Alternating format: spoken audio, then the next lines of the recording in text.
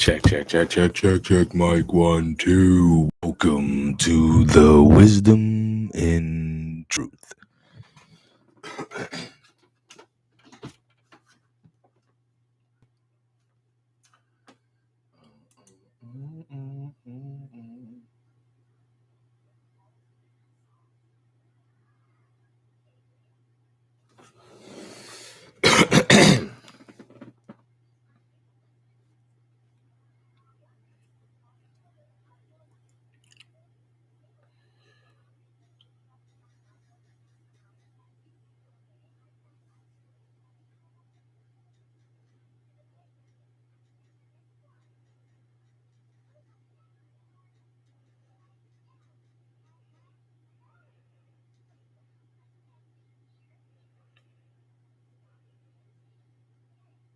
Yo, can I do both? Let me see something here.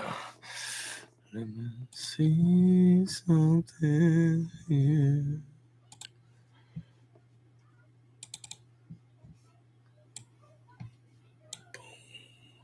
What? Damn. That's how we work that. That's how we work that. That's how we work it up.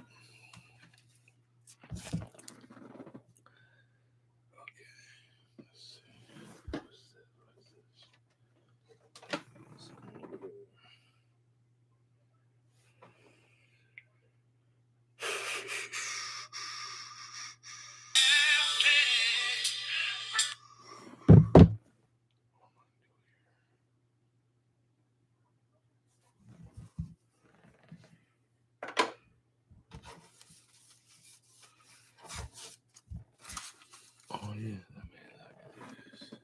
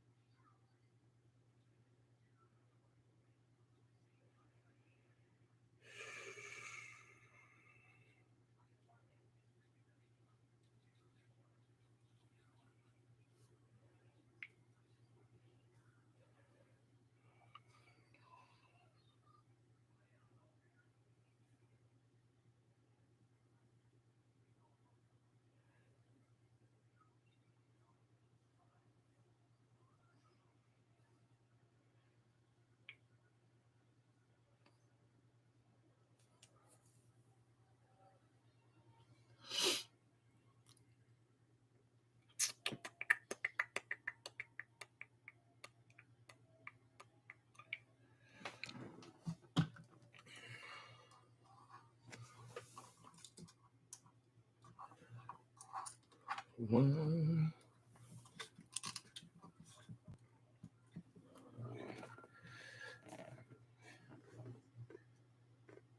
What up, what up, what up? What up, freedom?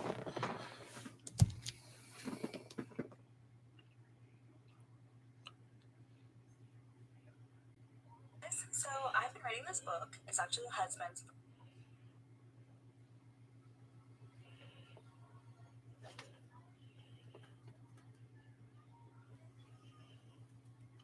So I've been writing this book. It's actually the husband's.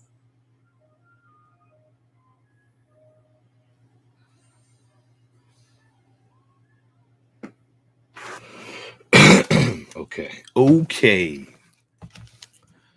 right, let me see. So look, I'm on YouTube Live as well. The link is in my bio. It's a better place that doesn't fade in and out. Either way. Today is going to be based on something one of my brothers brought to the table, so to speak.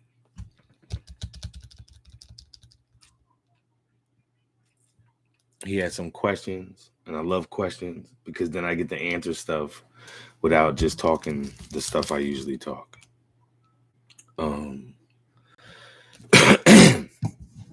So look, yeah, TikTok live really sucks. Well, I don't know. Some people would be booming. I think it's my connection. I do live near 2 military bases, so sometimes that affects everything. But like I said, I'm on YouTube live as well. The link is in my bio. Come into the link in YouTube because it moves a little differently than TikTok, and TikTok sometimes fades in and out. Or chill out on TikTok, and we'll see what's going on. All right. Before I start though, give me 1 second.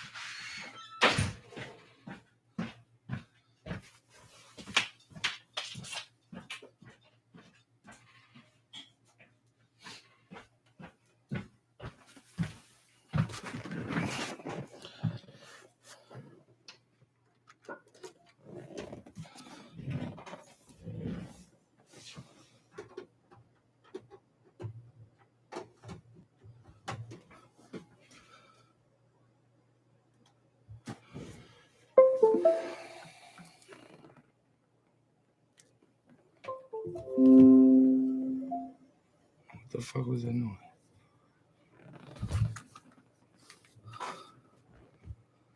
All right. Okay. Okay, B. Oh, what the? Let's see. So, no. How can I stand this? How can I stand this up without it messing up? Put some leverage. That's gonna fall. And I'm gonna type, and that's gonna be even worse. That's gonna be even worse, yo. Whoa, whoa, whoa! Hold it, horse. Okay. All right. I think I'm set now. No, I'm not. No, I'm not. Oh, now I get it. Oh, no, I'm not. Right there too. All right. So I'm gonna read the thing. All right. So question. So if y'all really listen, if you really listen and learn the red words of Christ, we come to understand that he never wanted to be worshipped, that he never claimed to be father or any god, that the flesh will never be allowed into the kingdom of heaven, that we carry all truth within us and must go there to obtain it. That even after obtaining it, said truth, if we don't apply it in every action and reaction in our day to day, it is useless. See, I read that part because it's deep. And if you think about it, like really think about it. When you read the red letters in the Bible, like just the red letters, you get more of a truth than all that context that the pastor be preaching about. Right? Because even in the red letters, only what Jesus accounted of saying, if you only read those, there's a context within those also. There's a context. So you don't need all the black letters to give you all this bigger context that they're just really adding in. All right. If you don't know, translations like that's where the whole term lost in translation, it most likely came from the Bible or the creation of the Bible, because things got lost in translation. Just think about it. Think about Abraham and that God called Abraham, right? Abraham was God's friend. God calls Abraham. You don't think he gave Abraham a book? Abraham's the father of Christianity, so to speak. Jews and Muslims. 100% Jews and Muslims. And yes, you can say Abraham's the father of Christianity too. Even though in scripture, every time the Jews would say, we're children, our fathers are Abraham, Isaac, and Jacob, Jesus would reply, your fathers are dead and my father is alive. And and that's a strong statement. Let me say that. That's a strong statement, because it's like almost like the father just said something to me. That's the strongest statement ever. And I'll tell you why.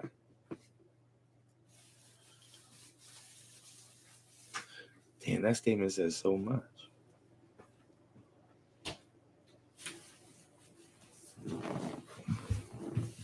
Hold on a second.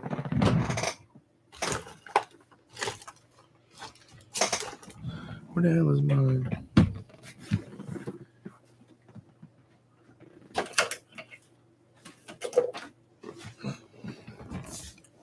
So I want to bring up something.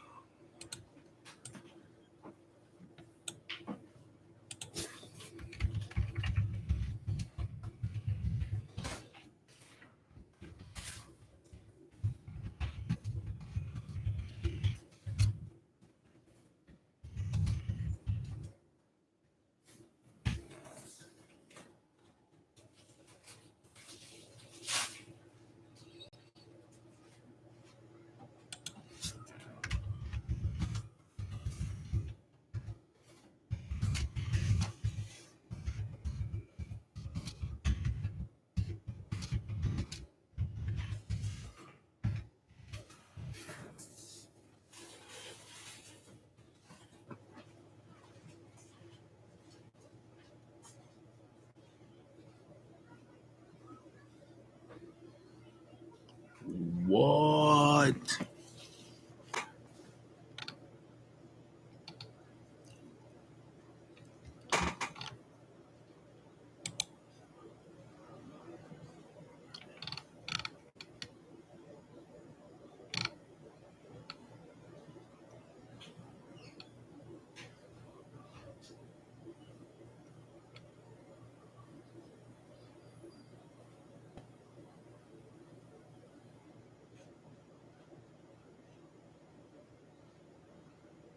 Look, I just saw this.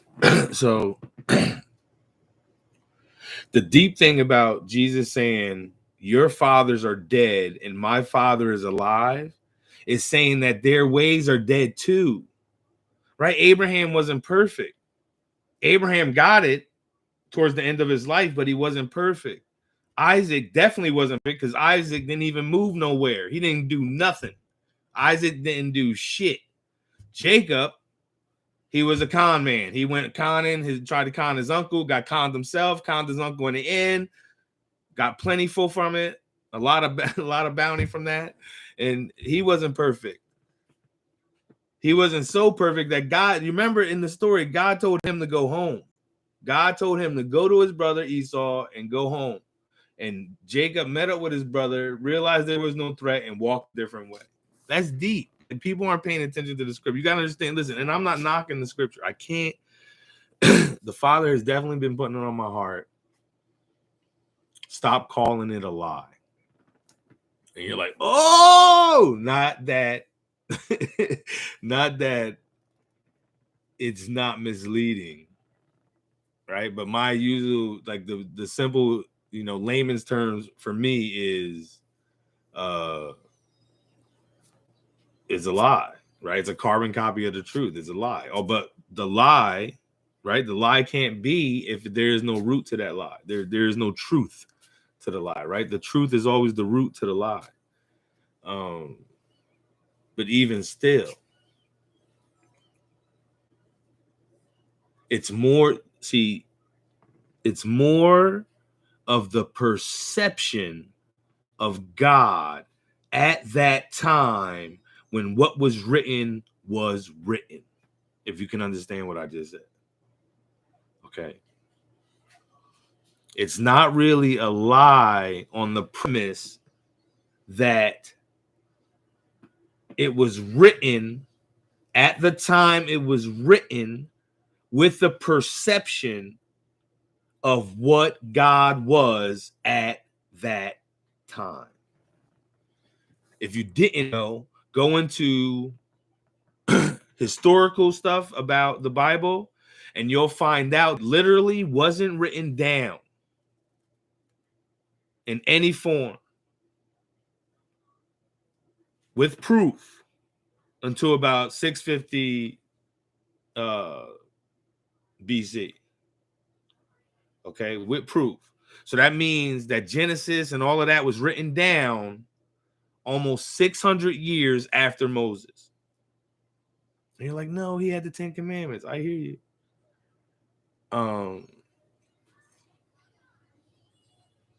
The point is this, and the proof is this. Find out what God's name was before 700, 650 BC. Find out what his name was before 700, 650 BC. And I tell you this because of this reason. Elohim wasn't the name for God until around that time. Okay. So go look it up yourself. Go look it up yourself, because always don't listen. I'm not here because somebody called me a teacher today. Like, yo, the way you teach is awesome. Don't call me a teacher, please, because I'm not a teacher. Okay. I'm just like you. Okay. That's all I am. I'm just like you. And I'm just like you. I couldn't walk a mile in your shoes. I only could walk in my own shoes. And I'm just a regular guy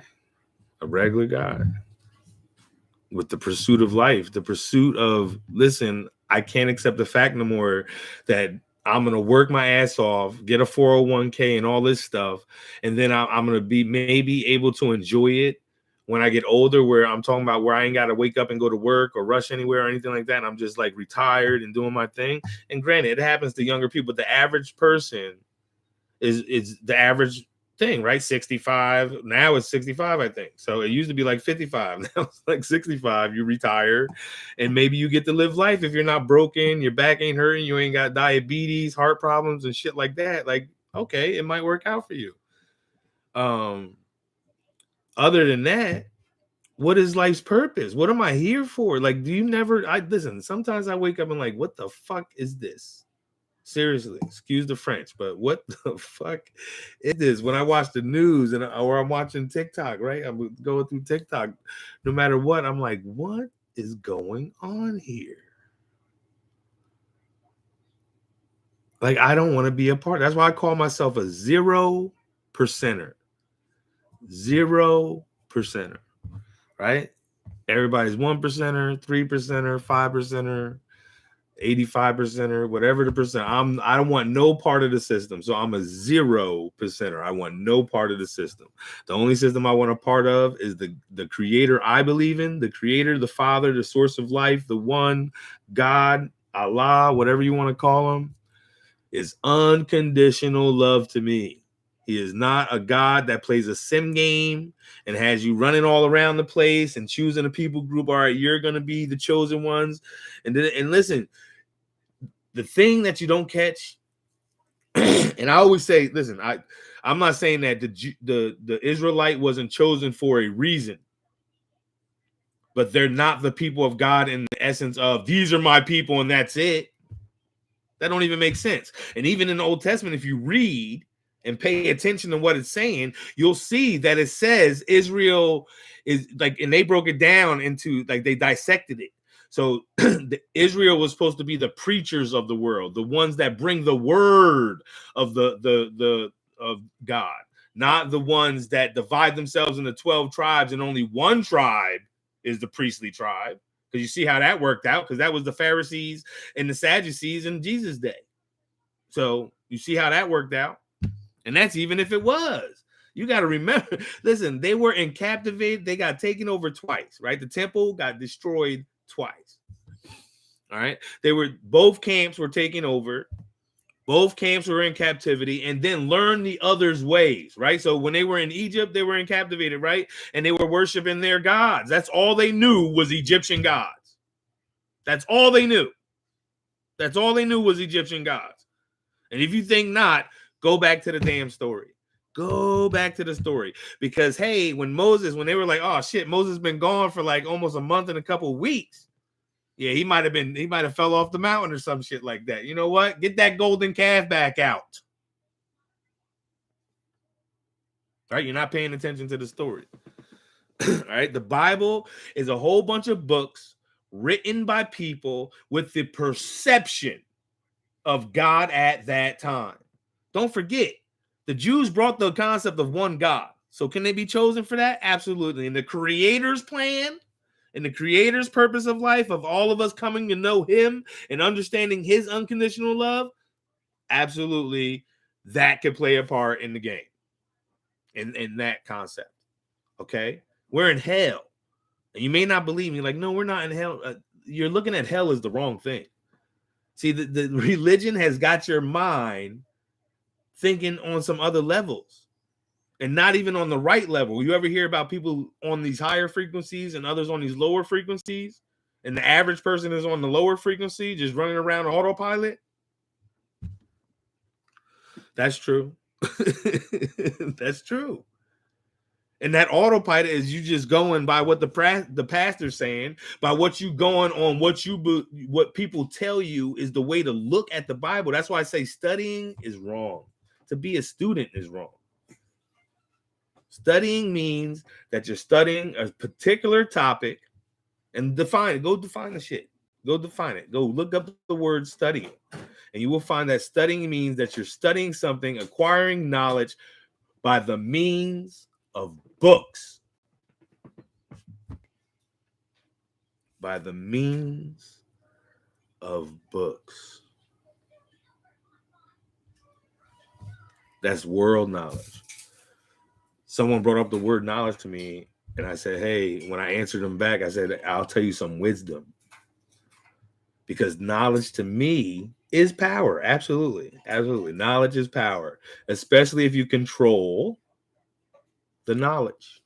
And you're like, no one controls the knowledge. You fucking tripping. If you don't think nobody controls this knowledge, you're tripping. When you go to the school, they get right. Teachers have to put out a whole lesson plan and everything for the school year. The test they're gonna give out, everything that their curriculum the stuff they're looking to achieve at the end of it. Come on, you got to think logically, right? And everyone is coming to the realization that school is just programming now anyway. That's all it is. School is here to tell you that 1 + 1 = 2, and you say yes, 1 + 1 = 2. When in essence, 1 + 1 = 2 ones, because 2 doesn't stand alone. It's 2 ones that make the 2. Just like if there's 3 threes, 3 threes make 3. There's not 1 3, you just pick up the whole 3. It ain't a package of like something.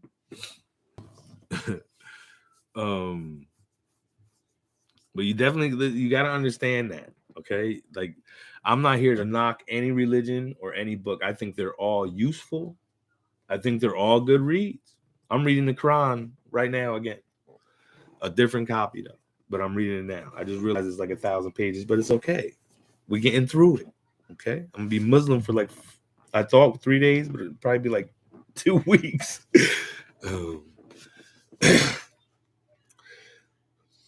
So I'm not knocking the books.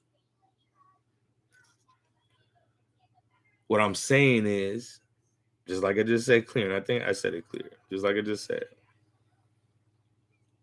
it's all about the perception at the time these things were being written down.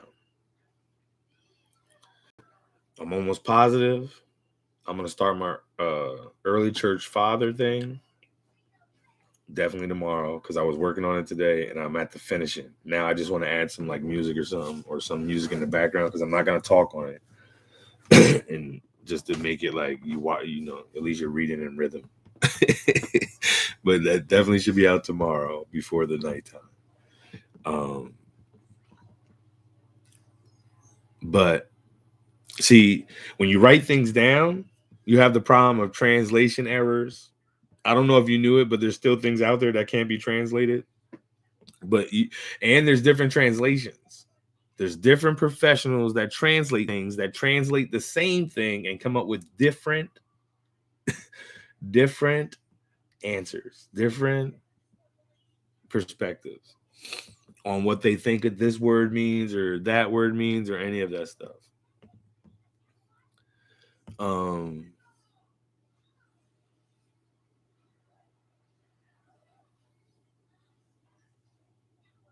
Just take it all like I always say, I fill my cup up and I empty my cup out all the time. And the only things are left are the things that are retained by the Father, the Creator, the One, the Source, unconditional love. And that unconditional love is the same way that I discern it. Simple as that. It's really as simple as that. Because love is the key. Even Paul said that, right? He said all these things. And then he said, without love, all of it's for naught. James said the same thing when talking about works and faith. He said, with faith works with works, right? It's just like, let me go back to my man's message.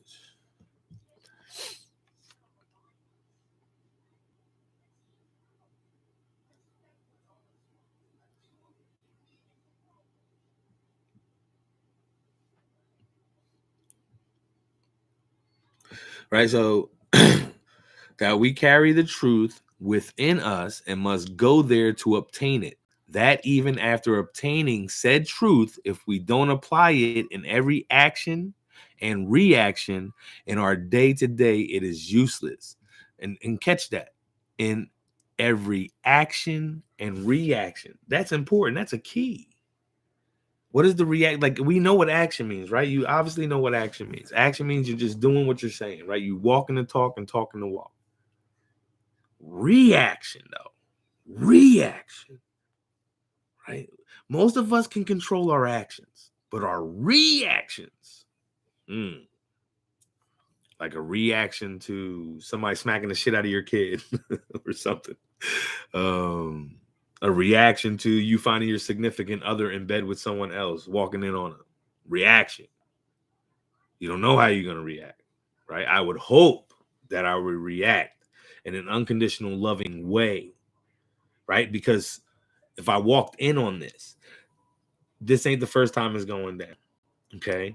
And there's obviously something that I was slacking on in the relationship that brought it to this point. Now, granted, there's just got people out there that just do, that get into this stuff. But for the regular household, it's not really like that. It's usually something between you two that you're not working out together, not becoming one and like-minded in the same thing, because you probably started out not like-minded anyway. But you're building up resentment, regret, guilt every time you go out and you lie, and whatever the case is, right? So when you walk in on the situation, if you know yourself, there should be no question how you're going to react. The reaction is going to be like, all right, so I guess this is how it is. I'm going to go stay at a friend's house, holler at me in the morning, and we'll get together and maybe have some lunch and discuss this. Right? Because that's the best way to do it. If you let your emotions, right? Because now you're going into it emotional. You have no root, right? You're like the seed that fell on the rocky ground because you have no root. And you get emotional, you walk in, you kill everybody. Next thing you know, you're spending the rest of your life in jail thinking about that for the rest of your life. haunted for the rest of it. And granted, you could be in prison, forgive yourself and stuff like that. Okay, but what got you there in the first place? Either way, you're gonna keep thinking, "Hey, what you in for?" And every time somebody asks you that, damn it, killed the wife, killed this motherfucker. Wish I never did. Wish I just walked away. Dust your feet off. Turn your back, walk away, and dust your feet off, man. It's as simple as that. Um,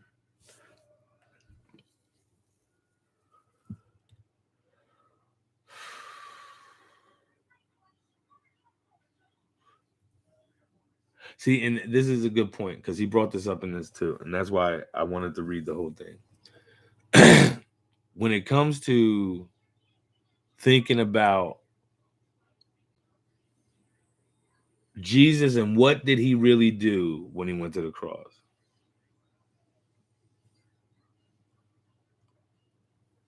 Where my YouTube? It probably is. It's probably kicking you out because I bring that truth, man. The truth, the truth, truth. Either way.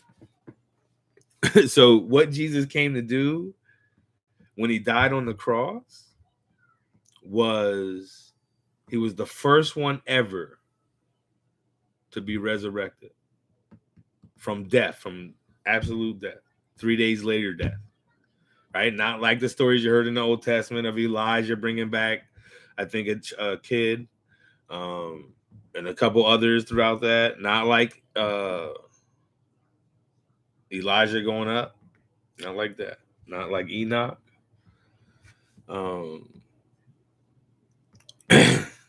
but being totally dead for 3 days and coming back to life. And not dying again. That's key. Um, so whenever you're in question of that, that's where that comes from. So, so he also said that Jesus. So somebody else said this today too. That Jesus celebrated Jewish holidays while in Jerusalem. Yes, he did, but he didn't celebrate them outside of Jerusalem. No, he did not, and he might have as a child. But there came a point that he stopped celebrating them because they wasn't even carrying the meaning that they claim they carry. They carry meanings, but not in the meanings in what you think. Like I said, most of that, all that, the world is a carbon copy. Everything in the world, everything, everything, every book, everything is a carbon copy of truth. It's a carbon copy of truth. Right? Most people are like, oh my God, I want to go see the Eiffel Tower or go to Bermuda or Bahamas or Acapulco. For what? And granted, sure, they might be a beautiful place, but it's really just a resort that was built up to be a beautiful place so they can attract people to come there and spend a lot of money. Okay, that's all it is. And then you're chasing a man-made thing. Let me go see the Eiffel Tower. I made that shit. Let me see some God stuff. Let me go see something else. Make it cheaper to go to Israel so I could walk the Holy Land, so to speak. But no, that costs a lot of money too.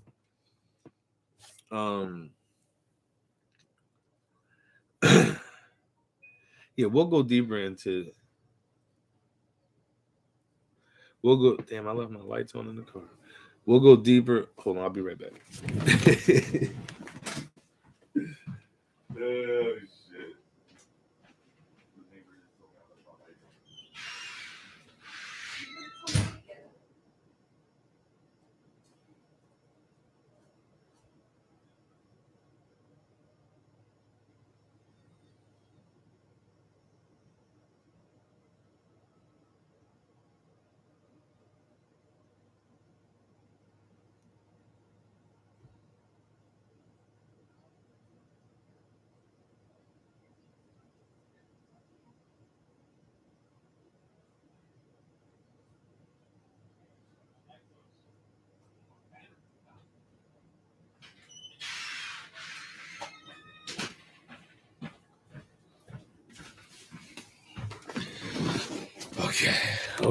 Okay. That problem is fixed. All right. Um, let's see. What else? What else we doing here? So The hell was I just talking about? So we'll do another video on the holidays, because I want to go deep into that, because I have read to look for those, but I haven't found anything. But maybe, and I don't really think it was mentioned anywhere else either. To tell you the truth. Either way,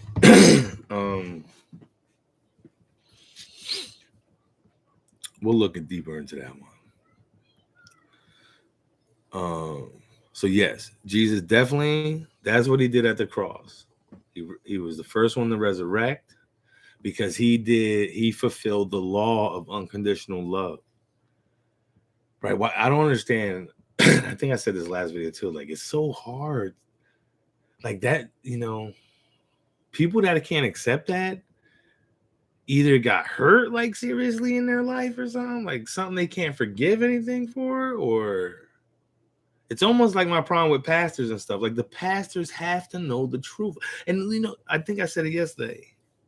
With that pastor I'm going back and forth with on TikTok. It's like, dude, I just asked you about something that we know, right? If I look it up right now, if I look this shit up right now, let's see what it says. Oh, I'll come back to that because I want to get to that. But let's see what this says. I'm gonna put it in Mark chapter 16, verses 9 through 20.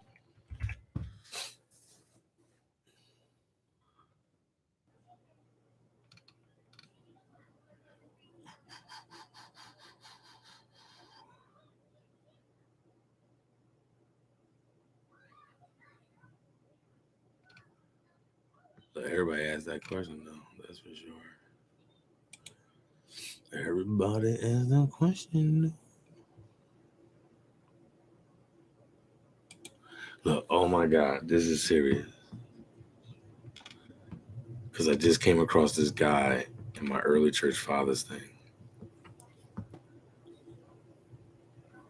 So they say some, but some of the earliest manuscripts do not include chapter 16, verses 9 through 20.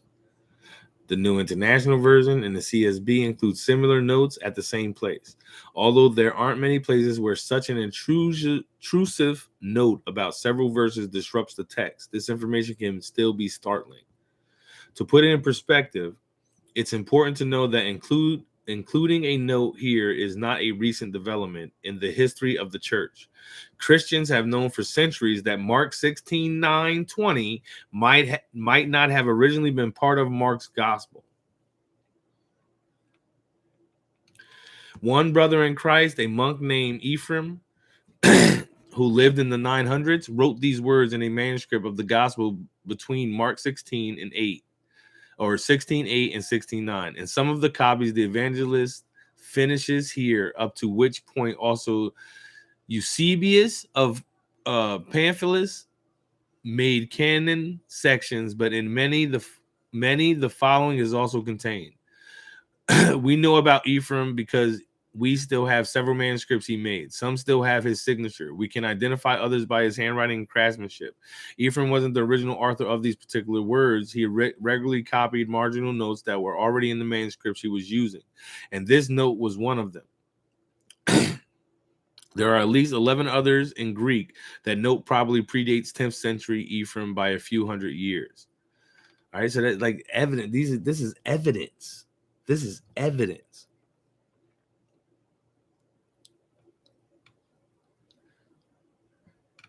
I don't know why.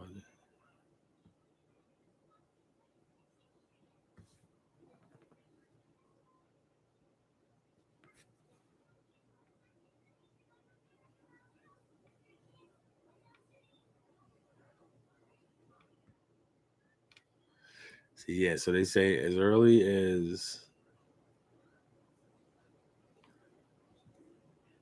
there's 2 Greek manuscripts that lack the last chapters. They're saying there's 23 manuscripts that do has it.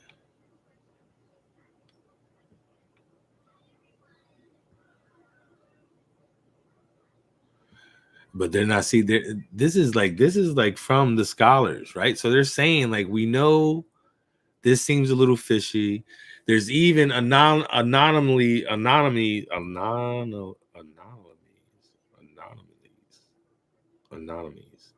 like extra endings or notes that express doubts concerning the authenticity of these verses, even in other verses. Old Latin manuscripts are even worse because they're shorter in addition after the verse. But see, a few other years that I've been looking at pop up a lot, even with the early church fathers. A lot of time presses towards like 900, 1000 AD. And then in history of Christianity in the books, and more about the book in the New Testament, most of the, and there's early church fathers too. So the early church fathers, the apostolic fathers, all like Clement of Rome, he was one of the first. He was appointed by Peter to be the next pope, so to speak, or in their history. But you find out that his writings are come from the oldest time of writing. Like his one Clement is from about 70 AD, proven. He wrote it, proven. They all agree about it, even though he didn't put his name in it, though. So it's just like the four gospels. No one who really wrote it. They're just assuming he did, but they're saying that's the most authentic, right? Being that that's the most authentic, and he didn't mention anything that's mentioned in the four gospels. What does that tell you? At the time of the four gospels, when they claim it was written. Just like people listen to the thing, oh, Paul wrote the 13 books in the New Testament, but he didn't. There's only 6 works of Paul that are authenticated by Paul. Everything else is hearsay, and you'll be surprised. That's why I say subscribe to my YouTube, because the video I'm making is going to be too long for TikTok. And I want you to have all information from all. I'm going to probably do like 12 episodes. So I want you to have all, and it's a thing on early church fathers. Go into my bio. My YouTube thing is there. I'll definitely put like a little thing on TikTok, just letting it know that it's out. And like through this research, I'm telling you, I'm gonna tell you who wrote the four gospels. I don't know why I didn't do this sooner, but the Father put it in my heart to do it in this moment, or in this study, or these researching that I'm doing, and I'm gonna figure it out.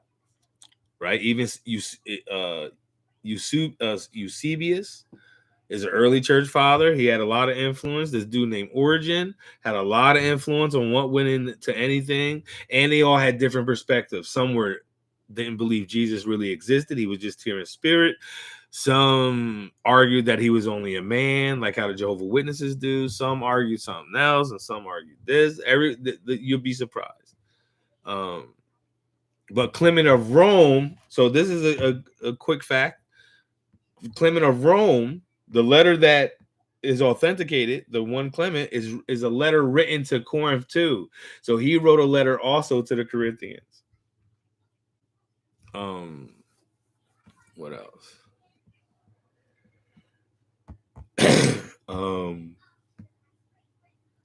But yeah, that's so.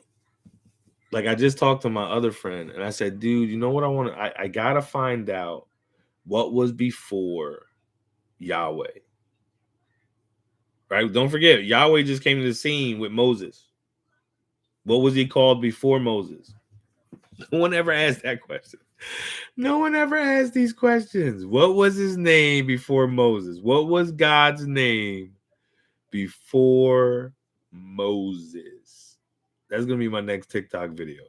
What was God's name before Moses? Did Abraham call him Yahweh? Food for thought.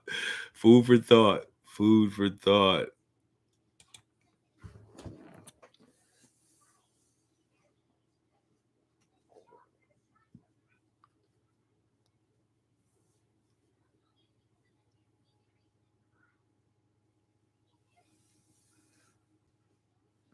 All right. So, question.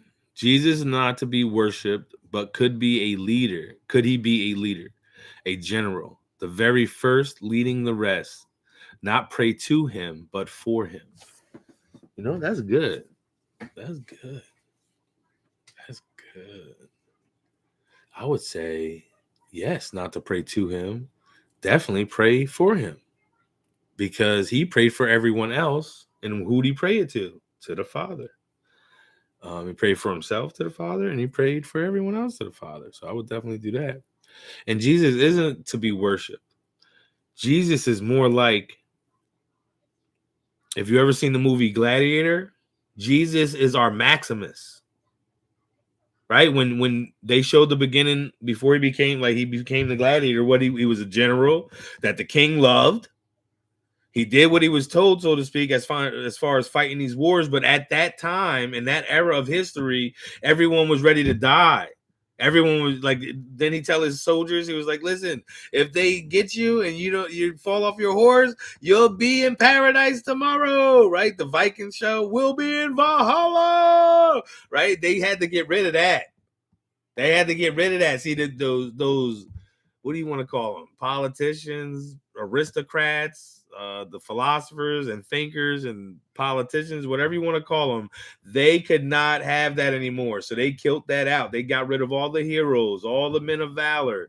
They got rid of all of that because they couldn't control that. They didn't care about their lives. They were looking forward to death.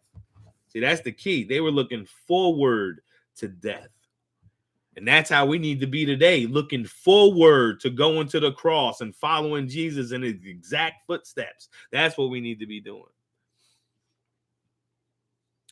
But that's what type of leader Jesus, if you want to, but he's a peaceful leader. He's a leader. Like, this isn't a war of flesh and blood. This isn't a war where bullets is going to help you. This isn't a war where weapons are going to help you. This is a war where only the double-edged sword of truth can keep you grounded and keep you fighting the fight and keep that armor of God on you and everything else. And that the power, all of that stuff only comes in that essence. That's why Jesus said, in my name, if you do anything in my name, it will be done. The name of the way, the truth, and the life, for unconditional love for all the life that all of us share. Period. Love the Creator, love your neighbor. Simple as that. And if we could just learn those two things, it would the new heaven and new earth would be here. Even though, no, it probably wouldn't, right? Even if we realize, to tell you the truth. Because there's more than a few awoke people these days. There's a lot of people starting to buy properties together, like going in on 200 acres and stuff like that to build property, farmland and stuff, to be self-reliant. That's the way to go. That's the way to go. Half the people, like, I've been coming across a lot of people arguing over the dietary laws as far as, did Jesus say you can eat pork or not eat pork, or did he do away with this or that? Like, why does that even matter? That's almost like a Christian saying, if Jesus didn't resurrect, then the dream is dead. How does that even make sense? Oh, if he wasn't born of a virgin, then it's all, we can't follow. What the hell are you talking about? The three major components of Christianity and their belief make no sense at all, and no disrespect, but they make no sense. The things that if he didn't resurrect, if it wasn't for Easter, if it wasn't for him being baptized, if it wasn't for him being in a virgin birth, does that even make sense? That don't even make sense. But if you want to say, hey, I'm following Jesus because of the things that he said and carried through with his actions, I'm down with that. I'm down with that, right? People arguing over Jesus and Yeshua as it being his name, or you're not spelling it right, or who cares? Like, really? Really? Because his parents gave him that name. Okay? My mom had a vision when she gave me my name too. Like, are you serious? And I'm gonna tell, like, whatever her vision was, but she said something, told her to name me what she named me, and that was it. So somebody named you. When you're named, right? Just because they gave a name for God does not mean God came down and told him his name, or the Creator didn't come down and say, "This is my name, guys. Call me this." No, it's when you say that name, it's what you feel.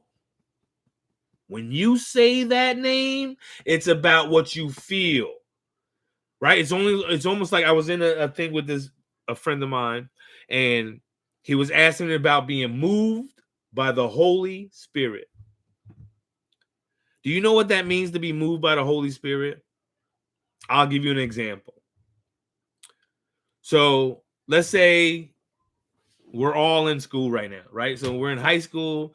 There's a group gathered. There's a bunch of bullies picking on someone, right? Bullying a kid. Let's say it's only one kid, two bullies bullying the kid. There's a crowd. So there's people here, right? In the midst of all this going on, everyone hears a voice in the crowd in their head. Okay? Now, sometimes the voice may be so faint, they may miss it. But they at least get some kind of inclination of this message. And the message is saying, stand up for this person. But everyone stands there. Right? Everyone stands. No one makes a move. More because of fear. Oh, I don't want to get involved. All types of things, right? Go through your doubts, just come all through, right? And that's how it usually turns out. You got a whole bunch of people standing in a circle, watching the situation go down with their phones out, taking video. And no one does nothing. Now, let me change it up to where, and the spirit was moving, but no one was listening to the spirit. Okay? So now let me give you an example of how the spirit moves in the situation. So now we're going to put a son of God in the mix of the situation. So now we got two bullies. They're bullying one kid. There's a crowd around. Most of the people are just standing there with their phones, not standing up for the bullying situation. But we have a son of God here, or a daughter of God. Let's make it a daughter of God, because that's even better. We got a daughter of God that hears the voice that says, stand up and help this person. She takes hold of that voice and makes action. Hey, leave him alone. In the midst of that, she's moving in the spirit. So guess what? You ever move in the spirit? You ever get you ever kind of do the same thing? And then you get this adrenaline and you feel powerful, so to speak, right? She gained power by speaking up, because whatever you do in my namesake, what does that mean? To the least of those you do it for, you're doing it for me.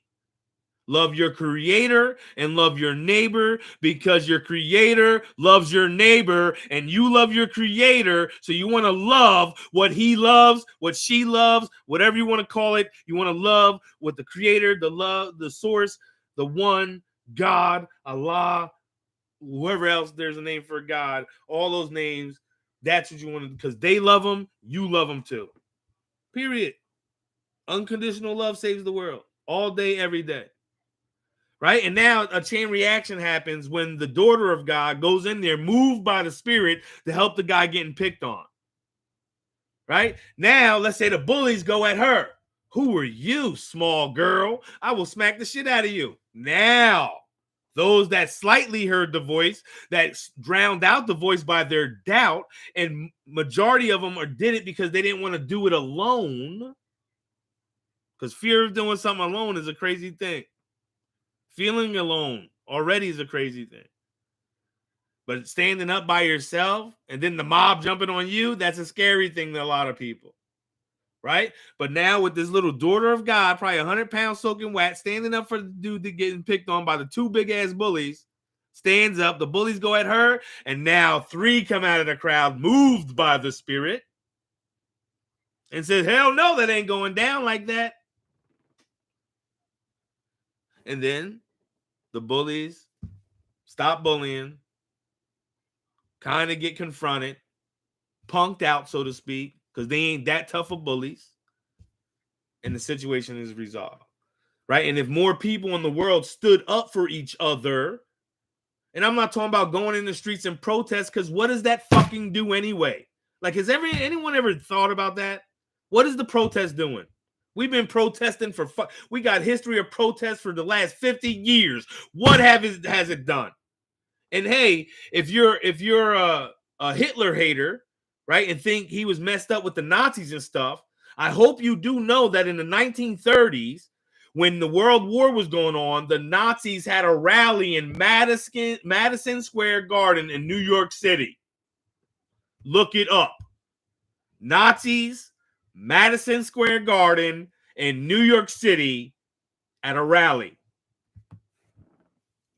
See, and that's immediate history, and they done corrupted that. Immediate history. But you think a book that's claimed to be written so long ago is just this infallible, inerrant word of God that has been lost in translation forever. Forever. That's why when it comes to the New Testament, you just want to know what Jesus said and did, period. The word is that. The word is not a book. Hey, the word is not a book. The word is a person. The word is not a book. John 1:1. The word is a person. The word is not a book. Revelations 19:11-13. It's a person. Just so you know. For all those that want to argue over books and whose book's right and whose book's wrong, and is this translation right, or the King James 16:11 is the only one that suffices to me, and that's the only one that's truly authorized by the Holy Spirit. What Holy Spirit? King James? Was it his spirit or his boy's spirit? Like, whose spirit was it that he was? What spirit? Oh my God. But that's the key, man. We need to stand up for each other and not stand up in a protest. We protest, it does nothing but do what they want us to do and been programmed to do. Since when it really got big in the 60s and 70s.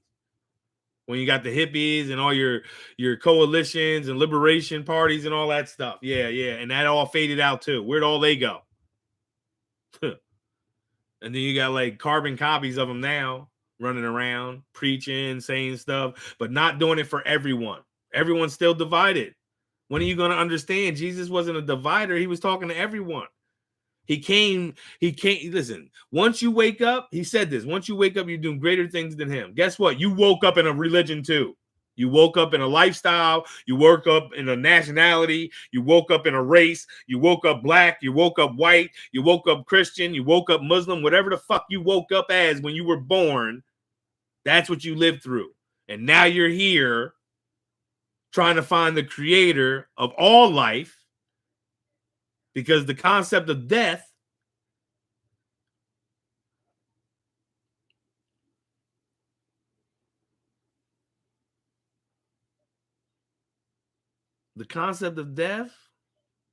can't be tolerated to me. I mean, Jesus preached eternal life. That's where I'm going. I'm not. Why would I just live life to rule in hell? If that was the case, we might as well just Grand Theft Auto. No? Just Grand Theft Auto the world. Might as well just go all out crazy. And I guarantee you this, if you did that, listen, see, the problem is it ain't no heartless motherfuckers in the world. And those dudes, they're so heartless that they're that 1 percentile that's like causing all the chaos in the world. Everyone else that's acting like there's some heartless mother, they ain't heartless. They ain't heartless at all. Okay? They ain't heartless. They ain't heartless at all. Heartless in their environment and their situation, but outside of their environment and their comfortable zone, they ain't nothing but big pussies. Excuse the French. But that's all that shit is. Okay. See, when it comes to in the story of David, right? You remember he got married to Saul's daughter. I can't remember her name right now. I know it started with an M. And then I think that thing happened with the Ark of the Covenant, and his boy died, I think. It was either that or something else where David was in the streets with the people, dressed like the people in their religious garments that they danced around in when they were dancing around for repentance. And his wife comes out, the queen, and says, "What are you doing? This is not what we do. This is not what a king does." Hey, don't forget what God said about David. That's the king he loved. Why? Because David was connected with his people. He had love for his people. He fought for his people. From the beginning, from the Goliath, what gave him the strength? He felt the spirit came in him and he moved through the spirit.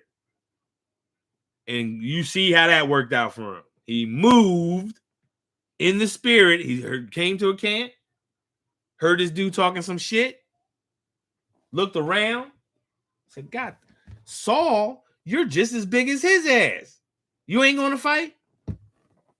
Your son's not going to fight? My brothers ain't going to fight? No one's going to fight this big ass shit talker?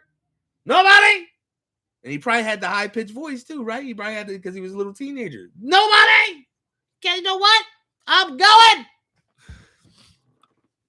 My God is a great God, and I'm out. He felt the spirit, and he moved. And when he moved, he never stopped until his last day. Right? And though he stumbled along the way, and he did his pay, he came to his own truth. Remember when when the baby died, like right? Wasn't the baby died from the sin of him and Bathsheba, right? And he prayed for that baby. He said, "Baby, man, I'll see you again." But then with that son, was it Ananias? No, it wasn't Ananias. I forgot what his other son.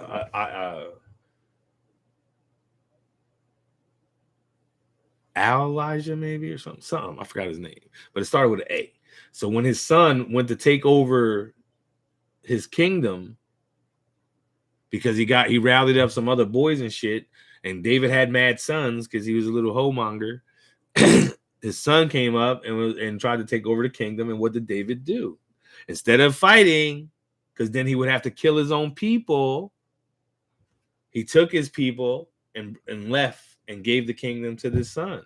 And then all of a sudden, the son gets messed up, and King David is back in the seat again. And then Solomon follows in the footsteps. Right? Move by the Spirit is if you listen, that's what it means to move in Jesus' name. When you're seeing injustice or something crazy going on, that's when and you feel it, like the Father's telling you to, like, there's something you should do. Like, there's sometimes I sit in restaurants or wherever I am, right? And like a person, like, everyone's talking, but I'm only hearing one conversation clear, right? Like on the other side of the damn diner or restaurant or wherever I am. And the crazy thing is, because this really happened to me, like it happens a lot, but the one in particular, we were on this patio. There's a lot of people. Everybody's talking. It was a group of us. I'm known as the fucking Bible dude. And all of a sudden, these people, all the way in the opposite end in the corner, other people around, everybody's talking, but I hear their conversation clear as day, and they're talking about the Bible. And ironically, they're talking about shit I was just talking about. But I didn't do anything. I just sat there wondering why I heard everything that they were saying. And I didn't make a move. Right? But now, when I look back, I'm like, shit, I probably should have said, hey, maybe let me tell you my perception of this. Let's see if we could like fellowship, and that's how it should be. That's why I did that TikTok video with the blue. It ain't really blue, and then all of a sudden it turns into all these damn colors. I want a cube like that too, but it turns into all these damn colors. A friend of mine sent me that video, but it makes a lot of sense. We're all sitting here arguing. No one really knows the truth. No, listen. And if there's one thing I can say, because I'm gonna end this, because I wanted to make it just like over an hour. But if there's one thing I can say in this video, and it's a jewel for the end, you always catch. Freedom Fighter knows, always leave the jewels for the end, because you're gonna have to watch. I filter out all those seeds I be throwing. I filter out through all the time that I spend on videos, because and even in my TikToks, if you make it to the part 3s, you get jewels, you get pearls, you get shit that'll last forever in your life. But if you get to the part 1, part 2, you're gonna get some good information. But it's like, it's more like truth told where people comprehend with their limit to their understanding, so to speak. Yeah. And then like the last part of it, you always get a little jewel. I forgot what the jewel was now because I said all that shit. But the key is when you look back, you say shit. So now if I hear a conversation clear, I might say something. I swear. Listen, I'm gonna do maybe tomorrow. What's tomorrow? Friday. I gotta work on Saturday. Saturday concert life, man. Ziggy Marley coming to New Jersey, Asbury Park. And he's doing a tribute to his father, Bob Marley. That's gonna be an awesome concert. We need that. We need some of that love, that Bob Marley love in this damn world, man. We need more people like that, more of that old school stuff that was always about love. Especially like the 80s, 90s, even though there was like mad chaos going on. If you want, it's almost like I say, how much racism do you really witness in your life? Or is it always like some situation with a civilian and law enforcement or Walmart where it's, whatever, or a Waffle House, because shit always happens at a Waffle House or something.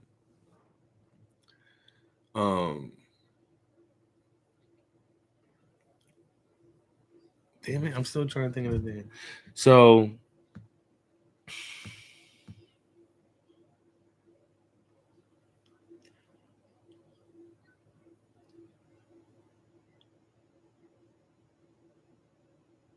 I'm gonna, so that's why I didn't drop the jewel. I'm gonna do another video because it's a lot going into it. If I even mention one thing, then I gotta go. We'll be here until tomorrow. It's almost tomorrow anyway in my house. Listen, so I don't even know if people know, like, maybe new subscribers or something come across my videos. Listen, when I was 26,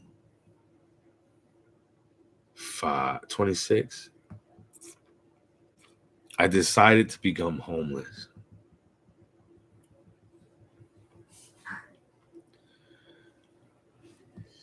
And in that time, see, it's gonna go. And in that time in my life, when I decided to be homeless, my mom, that's a Bible studying Jesus freak, like cursed me out, said you're fucking crazy. You gotta work. You gotta, like, Jesus. You're distorting your view of the Bible. Jesus wasn't telling you to be homeless. And I'm like, but mom, he said, give Caesar what is Caesar, give God what is God. I just want to go after what is God's. He's like, you live in Caesar. Like, my mom flipped out on me. She flipped out. She thought I was just tripping. And I did. Listen, I went. And it took me like a few months to like totally commit. It took a few moments for me to really like totally commit to being homeless. And like the job I had was awesome. I had some money saved up and shit. So like I stayed at, like, once me and my mom had that disagreement, I stayed at a hotel, like paid for this hotel for like 2 months. And then I this girl that was my friend, like it got crazy, right? So because we started partying and go to clubs. I started doing like ecstasy, and acid was like my teenage favorite. Like, not that I'm that old at the time, I'm 26. And then talking to her, because I'm real with everybody in my life, friends, whatever. Like my girl now, she knows everything, all things. Like, if you can't be my friend, then what's the point, right? If I can't talk to you about anything, what's the point? And when we have like one of those videos where we're just talking funny stories, I'll tell you a funny story with her. That's funny as shit. But that's how we are with each other. So like, let's fast forward to like 3 months. The girl that I was chilling with, that was my friend, and then we ended up like becoming like a couple, and then we got married. She said she wanted to be homeless with me too, right? So I'm like, all right, cool. Understand that I need to know. I need to know what life is. Like, I'm having a quarter life crisis, so to speak. Like, I'm done with this already. I'm done. I've been done since a baby. I've been done since 4 years old. I was done with the world, but now I'm even more done because I'm an adult now, and I could kind of just be done. I didn't have no kids or anything like that. I'm 26 years old. I'm done. I'm done. So, and I was listening to a lot of Eminem when he first came out, and a lot of the Dave Matthews Band. So, Eminem to me was like Satan. All right, but Satan, like I don't really think Satan's bad. So in essence, Eminem was like Satan and a rebellious type. Like, I don't want to follow your rules. Fuck you, Dad. I'm going to do what I gotta do. You know, and then he killed his girlfriend with his daughter in the car and all this stupid shit. Not real life in the songs. But you could feel his songs. Like he wasn't wrong. He wasn't wrong. Fuck you, society. You telling me this, you telling me that. Fuck you. Right? And listen, listen, I don't really like go on the side of like, you know how you get those conspiracy theories where they're like, oh, this dude listened to like Marilyn Manson and that's why he killed everyone. So like when Eminem came out, that's like God, you know, forgive me, but when the Columbine shit happened, right? Eminem was popular at the time, and I swear, if that shit really went down, okay, because there's a lot of shit I don't believe that we see on TV, but if that shit, if you live there, message me, email me, and tell me you've seen everything and you witnessed it, because that's what I need. I need some like there were so many of us in this fucking world with TikTok and all these followers and YouTube and Instagram and shit, and no one's like, hey, this happened here, and we don't have no evidence of what exactly happened right there. That's bullshit, man. We need to like start like really like coming together and organizing. Like if the sun is out in Australia, send me a picture of that fucking sun, and at the time that I'm at, like right there, so I can show you what's going on in my sky, so we could totally go beyond stupid ass science and the scientists that think they know everything, and we could do our own research and say, shit, if you see the same shit I'm seeing and you're on the other side of the world, then somebody's lying to us. Period.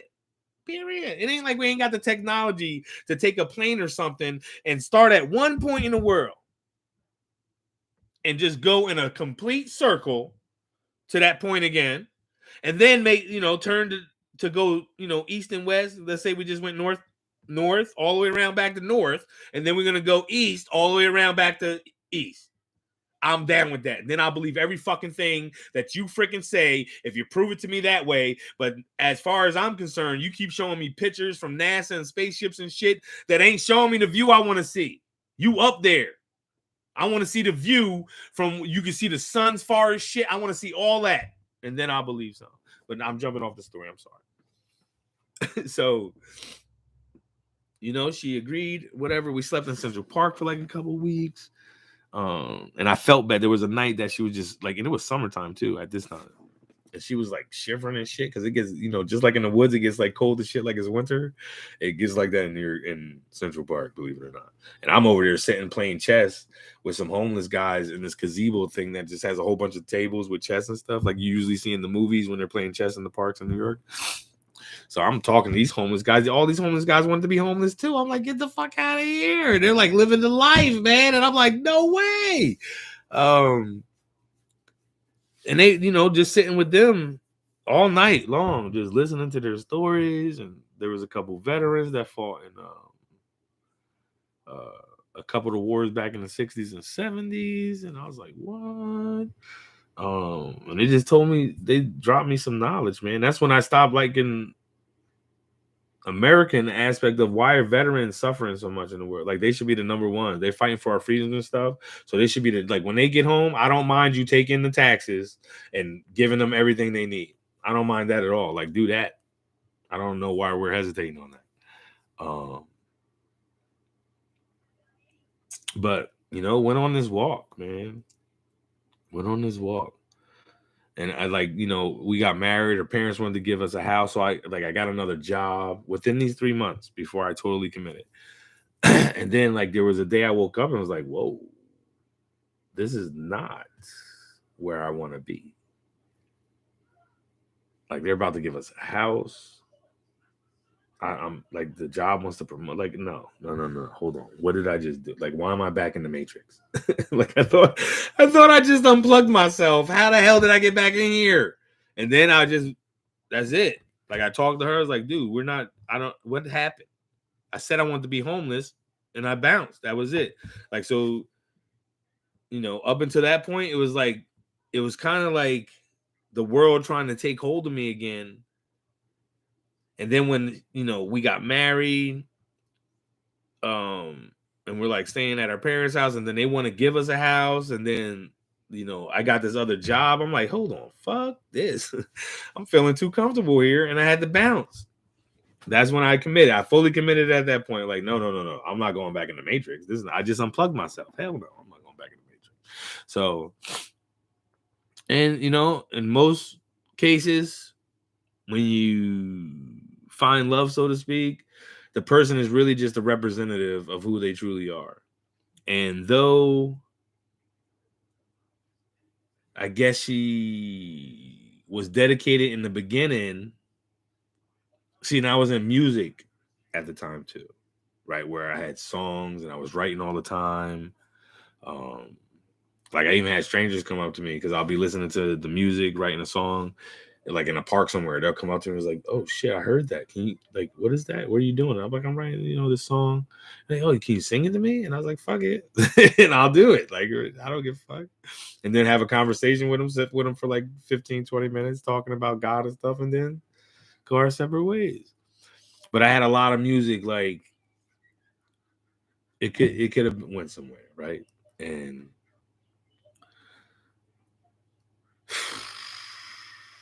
throughout that journey, God done showed me, the creator, the one, the source of life, done showed me so much. I don't even know how I got back into the Matrix. That's like, then I, homelessness ended after like, I would say 18 months after I started. And I was homeless during 9/11 too, which is crazy. I was just in New York City the day before.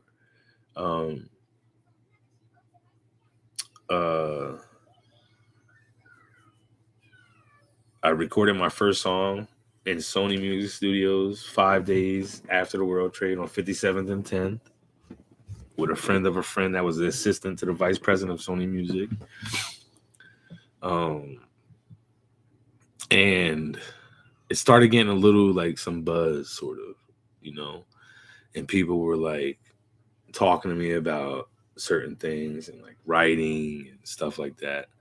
And I would deny everything. Right. And I'm talking about like, and in a homeless situation, see, but I wasn't homeless for the reason of like, I was down and out. I was homeless because I gave like, fuck the world and I'm dying to the world. And I'm going to listen, I did it more in arrogance. I ain't gonna lie. I did it more in arrogance.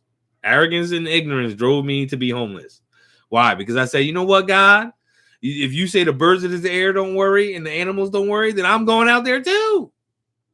And let me tell you, he didn't leave me one step of the way. It's like so crazy. The shit, like that's stories for different platforms. But listen, and I took care of some homeless people throughout the course of it too. Like I got people food, water, like able to take a shower, like the places for them to take showers, and like. But I had a lot of friends too. But I slept on rooftops. I slept in Central Park. I slept in Washington Square Park. Slept in a few different places. Sometimes I'll sneak up in a hospital. They never noticed anything anyway. This early 2000s. Our advancement have done advance in like this so few years is not even funny. But then like I had, like I'm talking about like deals, like $1.5 million deals to write songs for this one, or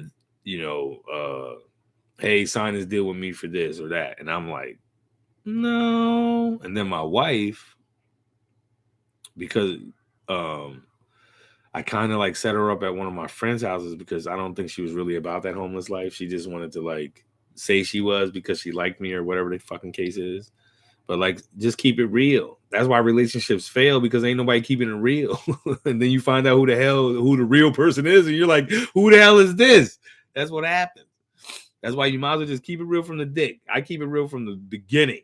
I don't play. Listen, I'm in search of truth, and especially now, my girl now, and since I was homeless, every person I've been with. But my girl now broke it down. Listen, I'm so sorry. I set myself on this path, and I'm not stopping for anything. I need to know what life is about. I need to know the purpose of it. I need to know why I'm here. I need to know.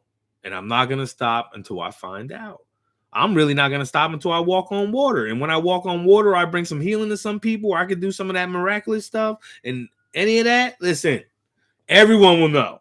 But not knowing, you won't see me on TikTok anymore. That's when you won't see me on TikTok no more, or YouTube, or anything else. You're just going to hear about me. Damn, this dude just walked through this town and like healed some people, but nobody knows who he was. That's me. I just swooped through there. Phew, phew, out. Healed everybody. And I was out.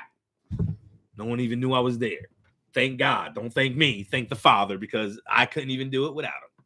And that's what Jesus said that the whole step of the way. Right? So if anyone thinks Jesus said he was God because of the shit they try to confirm that Jesus said he was God, that's the same shit they try to confirm that the devil brought 1/3 of the angels with him from heaven. It doesn't say that anywhere in scripture. I know I did a video on TikTok about that shit, but it was the point of how the guy put it and I wish I would have saved that video and like stitched it or duetted it, because now I can't find the dumb video. I'm trying to come across it again. But when he said, hey, because he was talking about more like getting to the Bible, because you don't even know that. But that's not even in the Bible.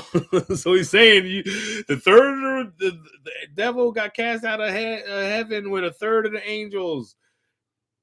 And you don't want to read this book? It don't say that in the book. These are interpretations from Revelations 12:4, and there's a couple other places in the Old Testament that talk about Satan. There's not even much talk about Satan in the Bible. Is that nuts or what? Think about that. How many people who Satan kill in the Bible? 0.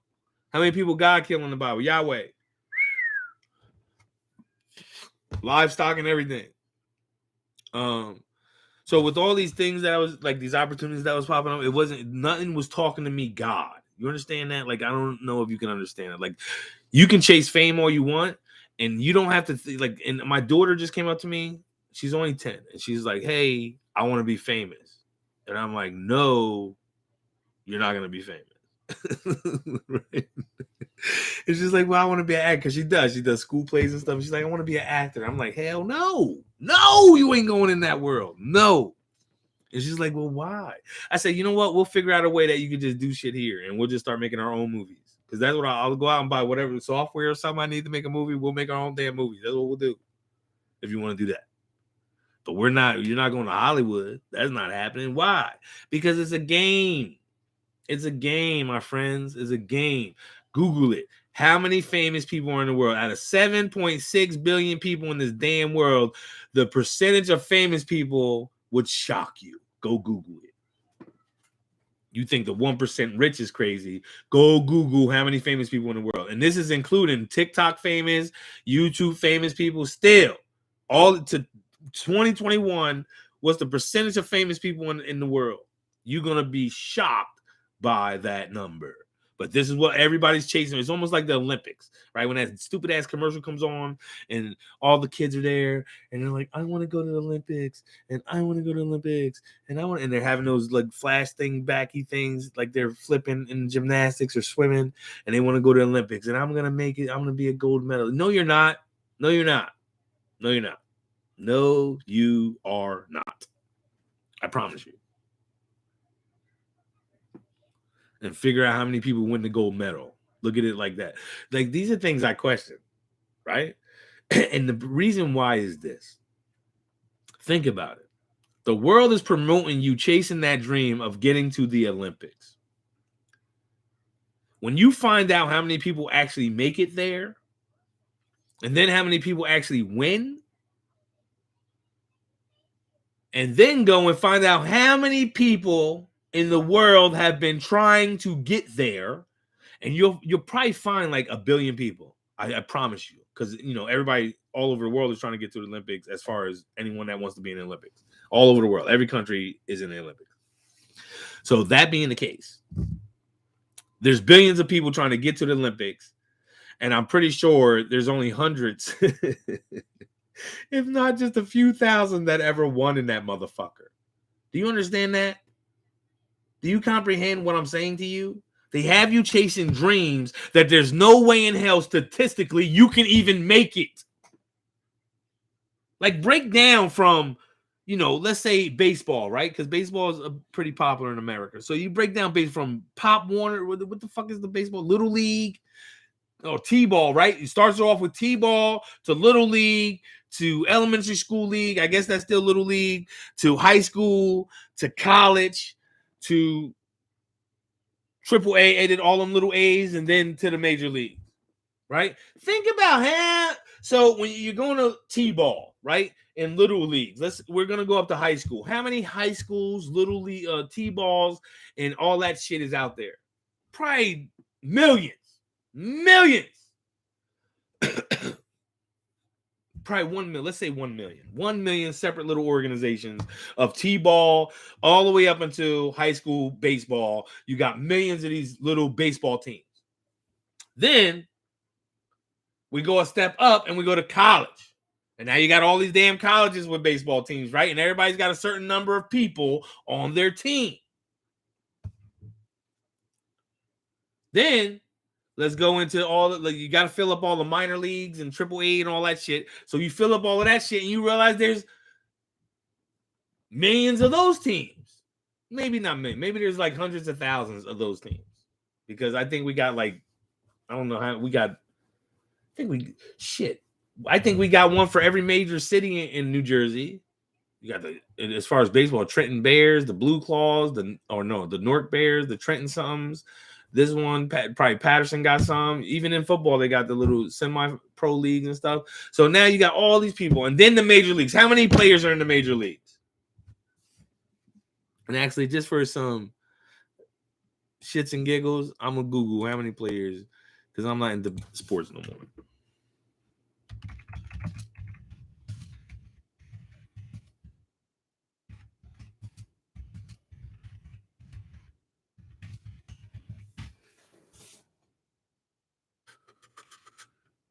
Mother.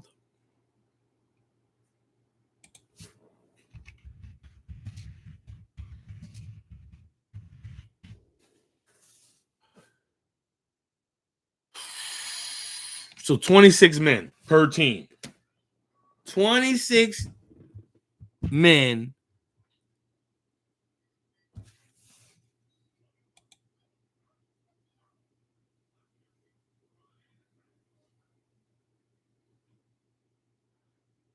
So you can have 40, but 26 suit up for the game. Okay. And the 40 is like some other shit. I don't even know what that means. But we'll say 40. We'll give it 40. 40 people per baseball team. How many teams we got?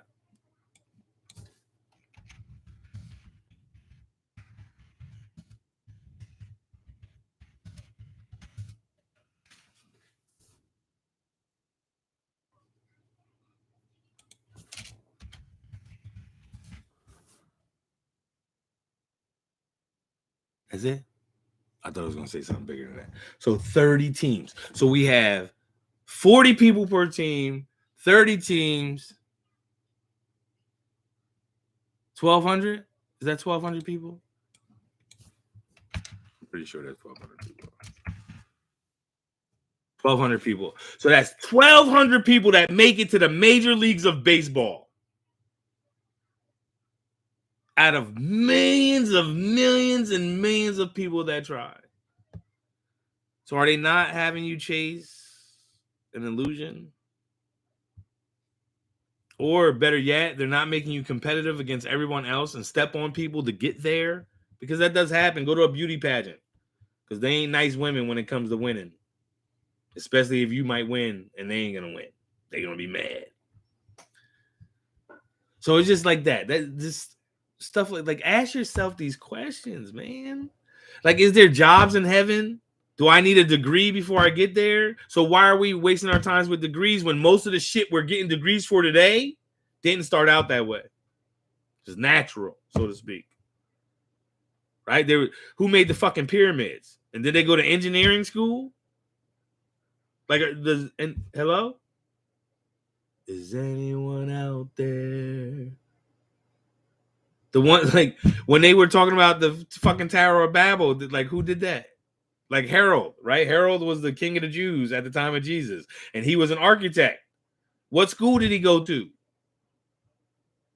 When Moses and them built the tabernacle, what school did they go to? And more importantly, in the story, when Moses says these dudes don't know how to do that, they're only, they're sheep herders.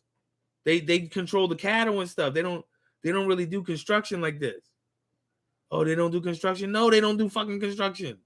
Oh, don't worry about it. Don't worry about it, Moses. When they wake up tomorrow, each of them that I assign the task will know how to do that task. Listen, if that's like the Matrix movie, right? Trinity be like, yo, I need to fly airplane. Go. That's how God works with us. But the world got you thinking, no, it's got to be like a 12-year program. You can't, you got to get your associates, then you go to your bachelor's or whichever's first, and then you then do this and you go get your doctorate. You write a paper, then you write a thesis that's probably going to be fucking taught in school that someone's going to believe can be possible. And then they're going to be teaching it to your kids. And then these kids are going to be thinking that this may be true and then find out that it's not, like they found out when Santa Claus was fucking fake. And they're like, if my parents can lie to me and they're telling me about a creator and this God, how can I believe them? Because I don't see the God, just like I didn't fucking see Santa Claus. And then you tell me you were lying the whole time. Because as a kid, you're smart. And you see the little tricks, and you're like, yo, was that daddy in fucking Santa suit? Was that mommy? Because that Santa had breasts, mom. Who the hell was that in the Santa suit? Kids aren't stupid. And then you deter them as a parent. Listen, man, no, it was really Santa. That was just, he swallowed some walnuts and they like pumped out his shit. Like you start making shit up for no reason. And especially when a parent says, you're not going to get anything for Christmas. Santa's not coming if you're not going to be a good boy or girl. What the fuck? Right? And then the kid sits there and thinks like, damn, I heard about this God. And you know what? Even though Santa Claus ain't real, God would be the only one to know what I'm thinking, know when I'm wrong, know when I'm bad, know when I'm good, know all this stuff. And then you start doubting that. Maybe I shouldn't believe in him either. And then you get these religions with these books and said, these books are the way and the truth and the life. And you find out that those books are leading you to fucking doom. Okay? So clear as this. So clear as this. All you got to do is research the word Elohim, right? It's mentioned in the Bible. Elohim created the heavens and the earth. Go research that word and when that word was first used, and you're going to come up to a problem. Matter of fact, I'm going to do that. Let me do it real quick. I already did it, but let me do it again. Okay, Elohim.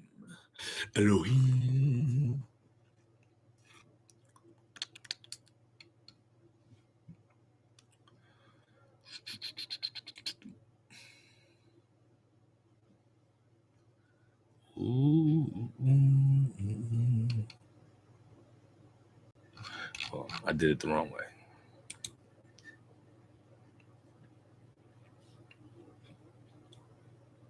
Oh, hold on. No, I did. All right. And this is key. And I'm looking at Wikipedia. I like Wikipedia because Wikipedia be putting all the fucking information up in here. And I'm not saying that it's true. I'm just saying they put the collective information about the topic all up in here. One theory suggests that the notion of divinity underwent radical changes in the early period of Israelite identity and development of ancient Hebrew religion. In this view, the ambiguity of the term Elohim is the result of such changes. Listen close if you believe the Bible is the infallible word of God, and the first 5 books that mentions Elohim is written by Moses. Listen close and then go research it yourself. What we're researching right now is Elohim, the God of the Bible.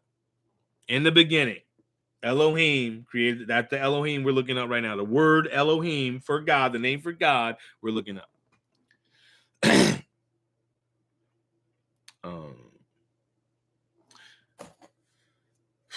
So the term Elohim is the result of such changes. What changes? How things change in religion.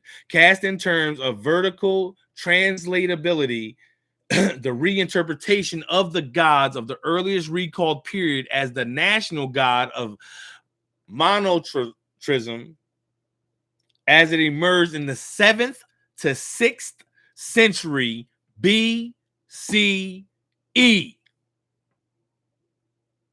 in the kingdom of Judah and during the Babylonian captivity. And further in terms of monotheism by the emergence of rabbinical Judaism in the 2nd century CE. So 2 years before, 2 years after Jesus died. They became the rabbis of Judaism.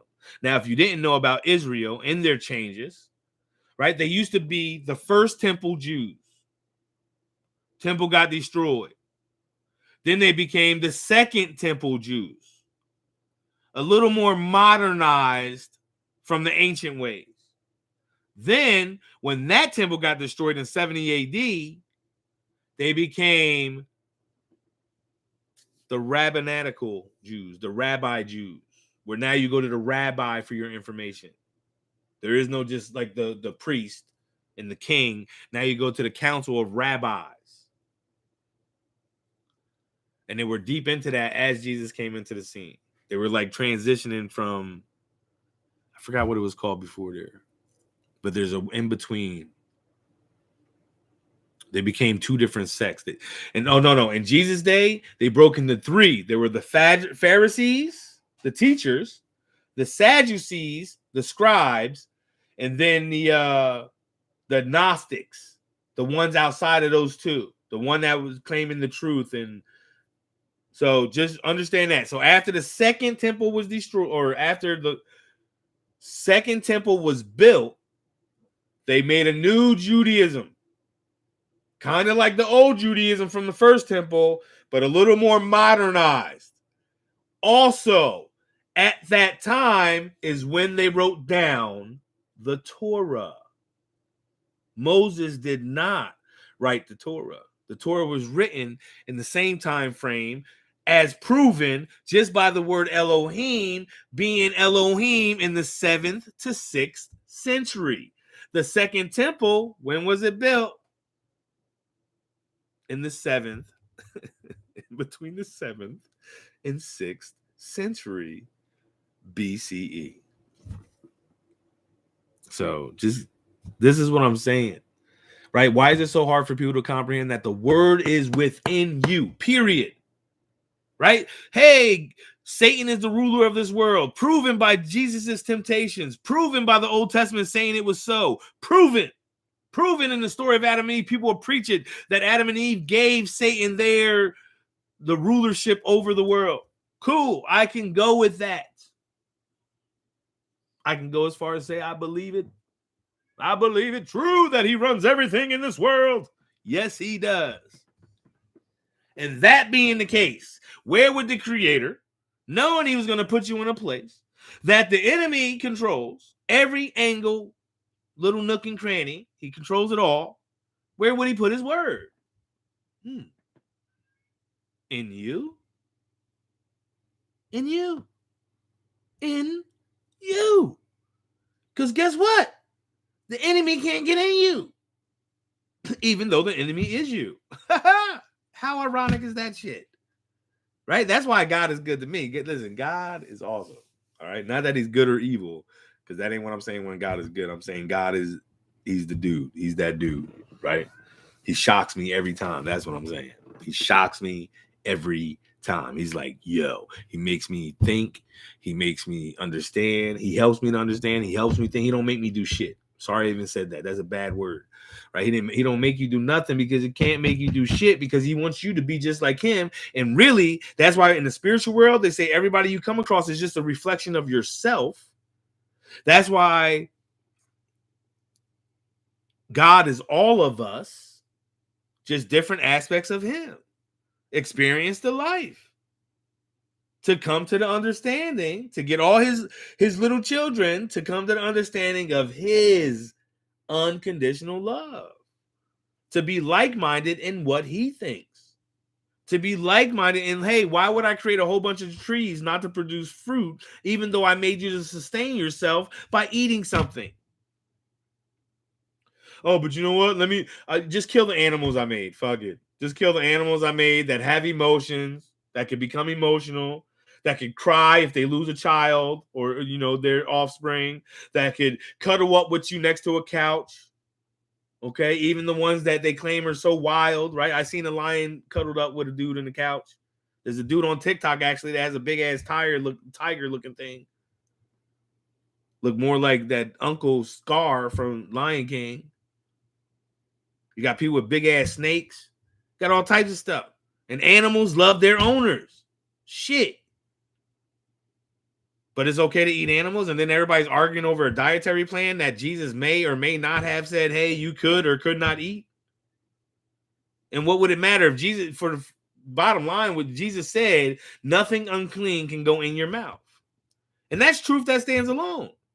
Because only the healthcare system and the medical field wants you to believe that you get sick, and they get this promotion from the pharmaceutical companies like that make Tylenol and aspirin and like little stuff you can just buy over the counter type shit, right? And they make all this stuff that causes some of these issues. I got a friend that works in a factory that makes flavors for the most popular drinks you know and you think are natural. Start looking at your labels. The fuck you need some dye color 5 or anti-acid 16? Like, what the fuck you need these things for? Red 3. Like, what do you need these things for? Right? But you're fucked either way you look at it. Why? Because everything's contaminated. Just like I say, all the books are contaminated, so to speak, even though their perceptions of what somebody was feeling at the time of when they wrote it. As the example of Elohim, what was his name before the 600s, before the 7th, 6th century BCE? What was Elohim's name? Or maybe the 89 names in the Old Testament are proofs that at certain time periods they called them these names.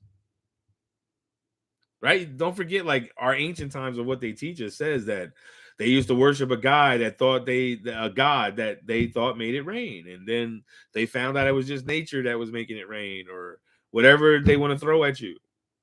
Right? People had a god in Egypt, right? The 10 plagues. They were all plagues that were directed towards Egyptian gods, so to speak, or Egyptian deities. The one of the Nile, the one of the frog dudes, the one of birth, the one of the sun. Like Ra was the sun. That's why he darkened the sun. All these things. But you're just like, no, they're telling me the truth. Why would they lie to me? Because then you wouldn't go and buy their books. Then you wouldn't go to their churches. You wouldn't to donate the shit. They would be nothing without you. You understand that? Like, you ever notice that the leadership is always a small group of people, but the workers are many? But then the workers are the ones that made it possible for that group to sit there? You ever realize that? Right? The little guy always makes less money than the guy sitting on top doing shit, just sitting at a desk, talking on the phone. Hey, you want to make that deal? Let's make that deal. You want to go to lunch? Let's go to lunch. I'll treat. But you got employees that are starving to death because they live in paycheck to paycheck, can't even buy lunch. Midweek, when hump day comes, it's like, fuck, I don't even want to hear hump day. Tell that camel to shut the hell up. Hump day! No hump day. I ain't got no money for lunch today. Damn this hump day. By the middle of the week, I'm fucking broke again. Why do you think they pay you like they pay you? They'll never pay you on an everyday basis. Now, granted, you'll find those little places like a Labor Ready or the little temp agencies, and you usually see like the guys that are usually roaming the streets all night at those jobs. That's for a reason too.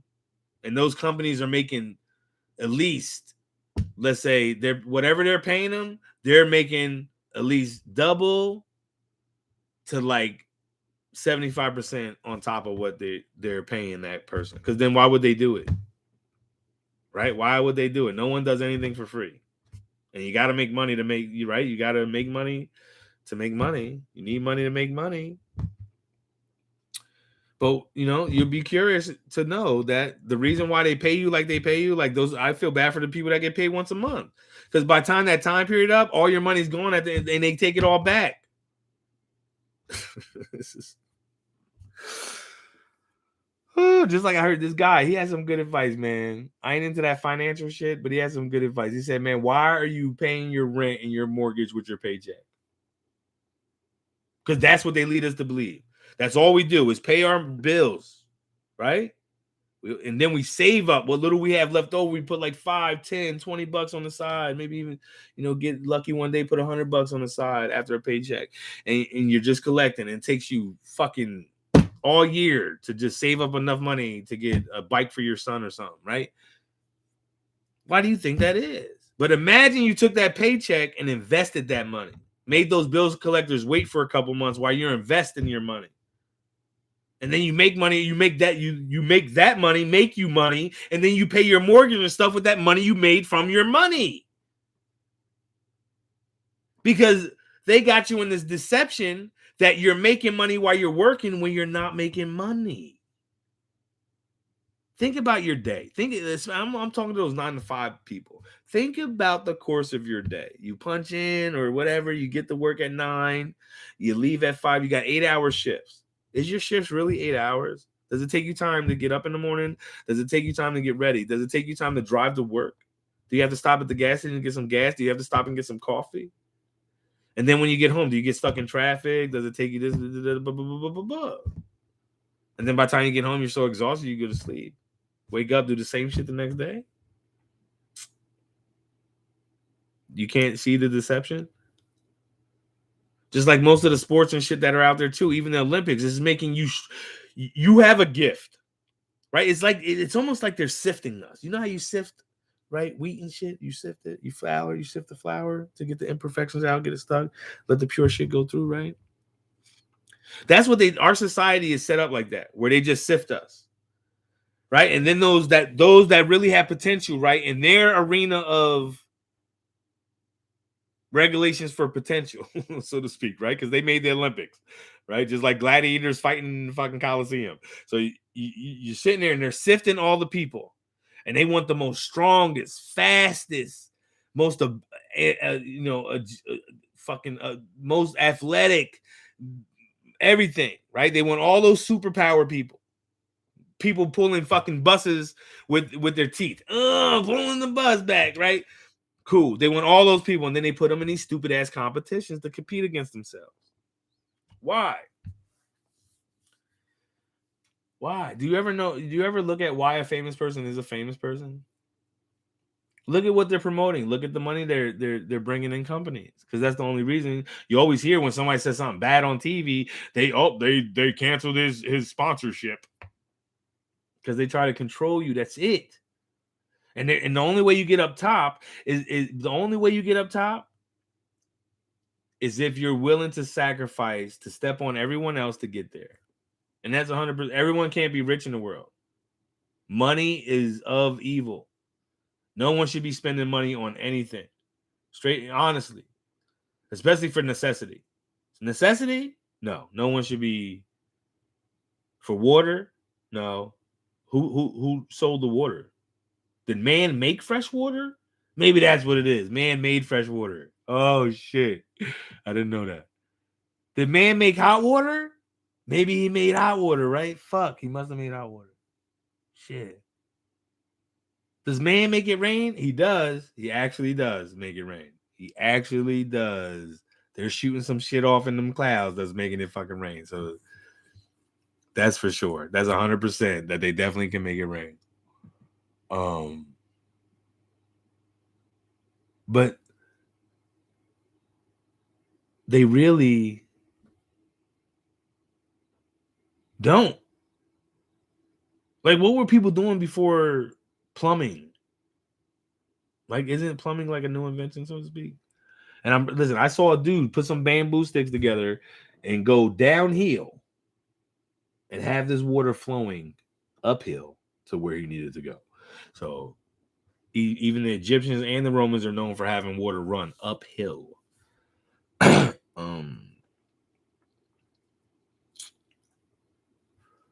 But there's fresh water on the planet. Listen, even with the Atlantic and Pacific Ocean, did you know there's like an invisible barrier that people can't figure out why the waters don't mix? And they come up with all these theories. Oh, it's like two pools, and one pool's going this way fat and the other one's going this way. But then one of them is really moving slow. Like, look into that shit. Like, there's miraculous things going on in the world that you have no clue about that man can't even explain. But we listen to their explanations. They know no more than we know. I promise you that. And you like, no, I'm telling you. You got to think about who wrote the textbooks. Like, really think about that. Who wrote the book that you're educating yourself with? And that book's more accurate than any other fucking book in the world, so to speak. And let me guess. So if you went to this school to study the same subject as this school is offering, would they have the same books? Especially in a college situation, would they have the same books? Sometimes the college books are the professor's books when they went to the school because they're alumni. Some stuff is off their thesis or their papers that they wrote. And this is truth, my friends. This is like, and you got to put the same thing with the Bible or any other religious thing that you think is authorized by God but is written by man. Like, listen, God don't work like that. I promise you this. I can 100% promise you that. I can 100% promise you that God does not listen.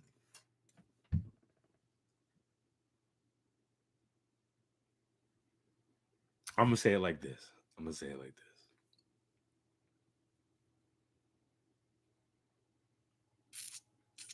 We know Abraham talked to God, right? As far as the Bible goes, let's just look at the Bible for a second. We know Abraham talked to God. We know Sarah. Well, yeah, we know Sarah could hear God, right? Because then she laughed when God said she's gonna have a baby. It's gonna be Isaac. Isaac means laughter. Moses, personal one-on-one, talk to God.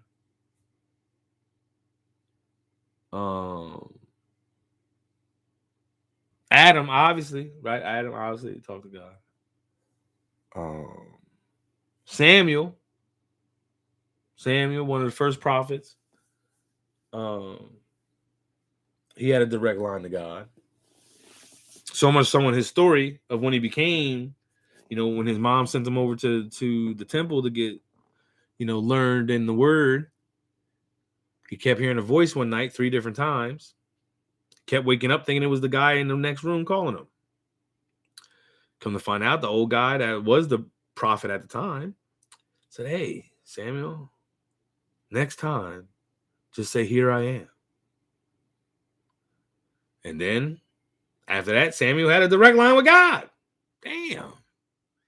Jesus had a direct line with God.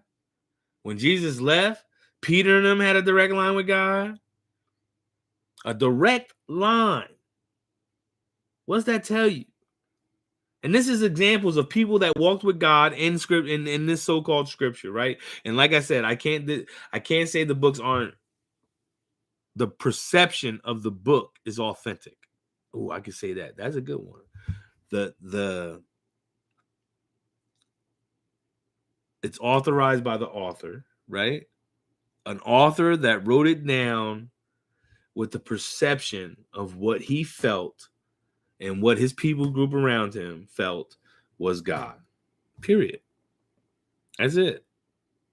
Simple as that. That's why I use, like, hey, they used to say the God of rain, the God of the Nile River, the God of the Red Sea, the God of the mountains, the God of the clouds, the God of lightning, the God of sun, the God of the moon, the God of the stars, the God of that star, the God of God, right? But then slowly but surely they stopped taking gods off of those things, right? The Bermuda Triangle, when not understood, was like, oh, planes are disappearing, this, that, and other thing. Now they got technology. They're figuring out where the hell things going, right? Like, that's the point, right? The word, I promise you, is only found within you. It can't be found anywhere else. What could happen is things like, things like Jesus says, the Father and I are one. And you're like, oh, what? And then you read, hey, once you get it, you'll do greater things than me. And you're like, what? Get out of here. That's what I'm saying. Right? But most people read that and like, right? And when pastors preach, the Father and I are one and only Jesus is God, what does that say for you? You have no hope. You have no dreams, no aspirations. You might as well just fade away. And that's honest. That's honest. Because where else are you going? Right? You're going in the way of the world. You're not going in the way of the unconditional loving Father. That's for sure. All right. So that's all I wanted to talk about today. Um,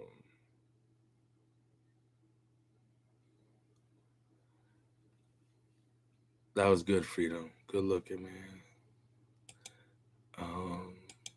And so I purposely stopped the homeless story, but we'll pick it up again after the fact. Or in a couple of videos, I'll do a whole story about just the homeless journey. And that's about it. All right. So wholeness and oneness to you always. Hope you enjoyed it. I know I'll be all over the place. But like I said, I stopped the homelessness for such a reason, because if I can tell you, it would, for real, like I'm gonna have to do a video just on that, and I'm gonna start from there though. So just remember what I said, watch this video, and I'm gonna start from when I started getting deals and opportunities to take my music somewhere. That's where I stopped. I had my wife at the time chilling somewhere because she really wasn't built for that shit, and she even had a dream too. That was crazy that she told me about. But we'll take it from there, sort of. Yeah, we'll take because I will take it from there, because I gotta do a video on, because there's so many inside, like there's so many stories within the story that are God based, right? The whole story itself is just my journey, right? But then there's moments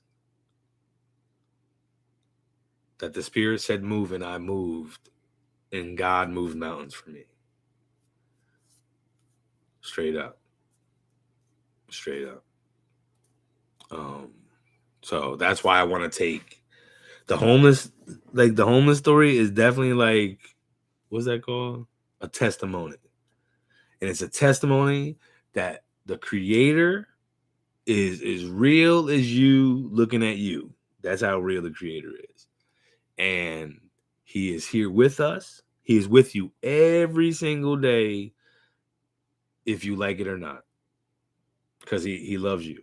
So he's always going to be there for you. He's going to give you little signals. Turn this way. Don't go that way. He's going to give you these things. Right? And the only way to get there is by not letting your left hand know what your right hand is doing. What does that mean? See, because if you read the word, if you only put your faith in this book, that's your left hand, right? And then you got an enemy, though, because you're reading the book. Now you have an enemy because the book has a counterpart, so to speak. It has an enemy part, right? There's Jesus and then there's Satan. So it opens a door that you really probably didn't want open, because now you're playing that game, right? Ironically, the Jews have a different perspective of the Satan in the Christianity and in Islam. That's how crazy it is. The Jews have a totally different era. They had a different Messiah. Their Messiah was coming back to conquer shit, become a king, and then rock on with his people, rocking on with him. But then Jesus came, and they were like, this definitely ain't this motherfucker, because he's homeless. He ain't knocking Rome off the seat. We're still sitting here. You got to follow the story. you got to get into the whole story. All right, but peace be with you guys always.